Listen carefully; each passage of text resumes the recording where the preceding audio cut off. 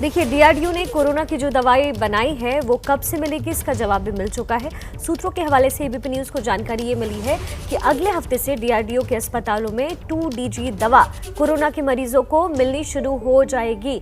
ये बड़ी खबर है इस वक्त की। अगले हफ्ते से डीआरडीओ की ये दवा मिलनी शुरू हो जाएगी। चूंकि आपातकालीन इस्तेमाल की मंजूरी मिली थी पहले, लेकिन अब खबर ये आ रही है कि डीआरडीओ की दवा अगले हफ्ते से मिलनी शुरू हो जाएगी। 2DG ये है दवा का नाम और अगले हफ्ते से डीआरडीओ की ये दवा मिलने लग जाएगी। नीरज हमारे साथ ताजा जानकारी लिए जुड़ रहे हैं। नीरज, डीआरडीओ ने की एक बड़ी कामयाबी है, कहीं ना कहीं लोगों की परेशानी कम होने वाली है, क्या ताजा जानकारी आ रही है?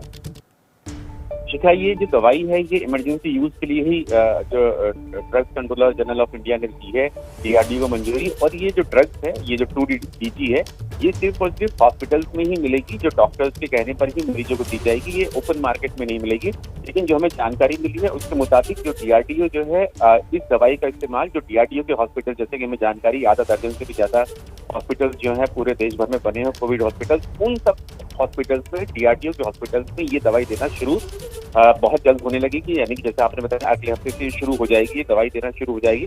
क्योंकि ये जानकारी मिली है कि इस दवाई का स्टॉक जो कंपनी है जो इसका बल्क प्रोडक्शन करेगी उसके पास पहले से ही है, तो इसका इस्तेमाल बहुत जल्द शुरू हो जाएगा। और आपको यहाँ पर ये भी बता दूं कि ये जो दवाई है ये शुरुआत में डीआरडीओ डॉक्टर रेड्डी लैब जिसने मिलकर तैयार की है, ये ब्रेन ट्यूमर के लिए बनाई गई दवाई थी। लेकिन अब इसका इस्तेमाल, इस दवाई का अब कोविड के मरीजों के लिए भी किया जा रहा है, तो इसका इस्तेमाल शुरू हो जाएगा और धीरे धीरे करके इसका बल्क प्रोडक्शन शुरू हो जाएगा। बेहद शुक्रिया नीरज इस तमाम जानकारी के लिए। 2DG ये है दवा का नाम और डीआरडीओ को बड़ी कामयाबी मिली है जो कि कोरोना से लड़ने में अब कारगर साबित होने वाली है।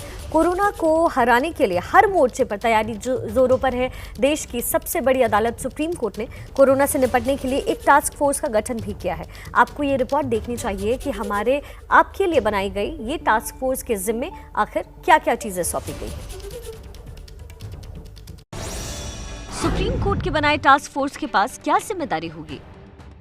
राज्यों को मिलने वाले ऑक्सीजन का ऑडिट करेगा, हर राज्य की ऑक्सीजन जरूरत की जांच करेगा, कोरोना से निपटने के लिए भविष्य की तैयारियों पर सुझाव देगा। सुप्रीम कोर्ट ने टास्क फोर्स का गठन क्यों किया है? केंद्र और राज्य के बीच ऑक्सीजन कोटे पर टकराव है। राज्यों का आरोप कोटे से कम ऑक्सीजन सप्लाई हो रही है, जिससे लोग मर रहे हैं। टास्क फोर्स के गठन के पीछे सुप्रीम कोर्ट की क्या मंशा है?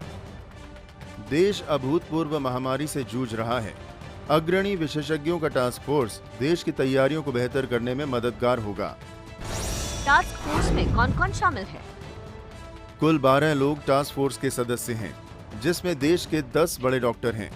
कैबिनेट सचिव राजीव गौबा, केंद्रीय स्वास्थ्य सचिव Rajesh Bhushan, doctor Bhabatosh Biswas, doctor Devendra Singh Rana, doctor Devi Prasad Shetty, doctor Gagandeep Kang, doctor J V Peter, doctor Naresh Trehan, doctor Rahul Pandit, doctor Saumitra Rawat, doctor Shiv Kumar, doctor Zarir F उड़ावाडिया।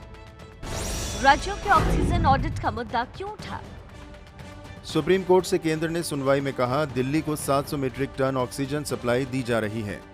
Delhi 700 metric tonne oxygen unload नहीं कर पा रहा। केंद्र ने कहा कि दिल्ली का ऑक्सीजन ऑडिट हो।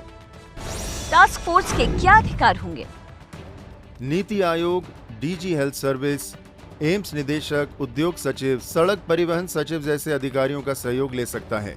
केंद्र को टास्क फोर्स के लिए सभी जरूरी संसाधन मुहैया कराने के निर्देश दिए गए हैं। टास्क फोर्स कितने वक्त के लिए बनाया गया है? कार्यकाल फिलहाल 6 महीने का। समय समय पर कोर्ट को रिपोर्ट देगा। ऑक्सीजन सप्लाई पर 7 दिन में सुझाव देगा। टास्क फोर्स के सुझाव आने तक क्या व्यवस्था रहेगी? जब तक टास्क फोर्स अलग अलग राज्यों के लिए ऑक्सीजन के आवंटन की व्यवस्था तय नहीं करता, तब तक केंद्र सुप्रीम कोर्ट या हाई कोर्ट की तरफ से बताई गई मात्रा के मुताबिक राज्यों को ऑक्सीजन देता रहेगा।